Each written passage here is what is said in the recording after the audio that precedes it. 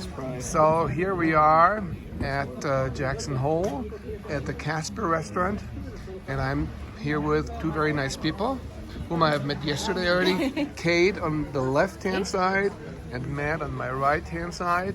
Are you both, is it okay for you that I tape this? Yeah, Sure. that's fine. Okay, perfect. So let's just start out with some personal stuff. You know, I know you're a veterinarian, Kate. So, travel veterinarian, we built kind of a big ski road trip into me working in Salt Lake. And then we went up to Canada for a really nice hot trip, and now we're making our way back down to Salt Lake for more work. So that sounds a little bit like mine, just that I don't work. You know, Yeah. I just have That's his half, but that's his half. Okay. he's not working. I was a mechanical engineer before this. I quit my job in May and getting my life back together. Well, maybe not back together, being a ski bum for the winter, let's say that. Okay, so it's, you're going to start working again when the ski season is over. Potentially. Potentially. Might be self-employed, do some artwork. Oh, okay. And how long has your trip lasted so far, and where have you been? We started out in, I guess, going from Fort Collins to Salt Lake City, then went from Salt Lake City to Canada, skied one day in Banff, spent a week at a backcountry hut up in Golden, BC, and then came down, skied a day in Big Sky, and now we're in Jackson. Okay. And then Then back we're to gonna Salt go Lake to tonight. Salt Lake tonight. And we might run into each other. I mean, Yeah. you not because you're working, me, but but- maybe Maybe me. with Matt, we're going to be running in the Alta I'll or find something. you from a mile away with that Okay. beautiful hair. Okay. So, we were talking about it. You know, there's some quite important elections coming up this year, and of course, personally, I'm interested. But also, people I know, are interested. How do you consider the situation right now in the United States? If it's possible to pinpoint, such a complex topic. I think disheartening is probably the biggest word I've got for it.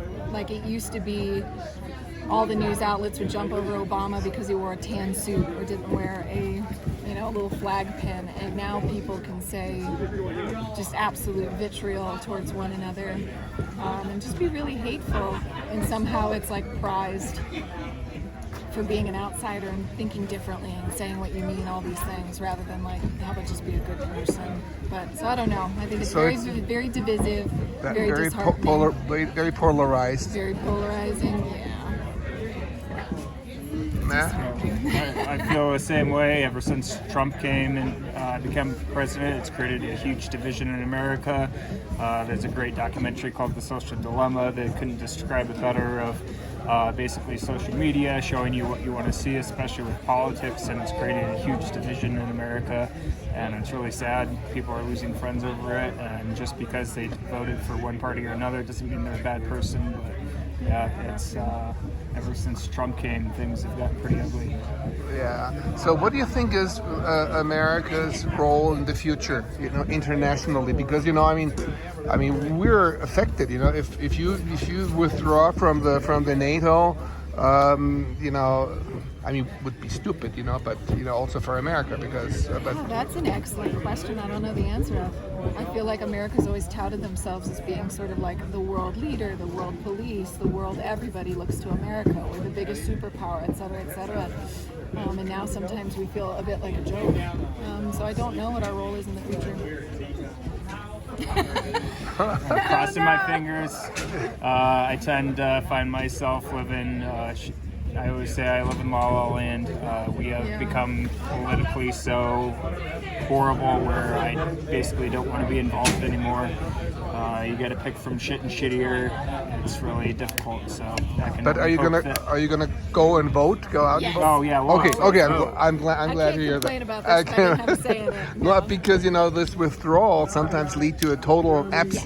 I think the apathy is very real in our country, and unfortunately, the people who shout the loudest have a tendency to win and tendency to dictate how things are going to go in the future, and then the people who get apathetic complain about it, Yeah. but had no say. Well, thanks a lot. Yeah. My pleasure. Anything else you want to say? You want a No. piece of advice you want to give me? I mean, the point is, I've always said that we in Germany, or Europe in general, but in Germany in particular, we're always 10 to 20 years after you. We have the same developments, you know, that people don't speak to each other anymore because you're from one party or from the other party. And for us in Germany, migration is a topic, you know, that kills all the other topics. And we have a right-wing party, you know, which dwells totally on this subject. And they've got no solution for anything, but you know, they live on that, and the other parties are incapable of just solving it in a way that is humane and also at the same time makes sense to an average German. You know, if we have people who have worked for 40 years and they get a retirement that is less than some... Oops. Oh, oops. Okay.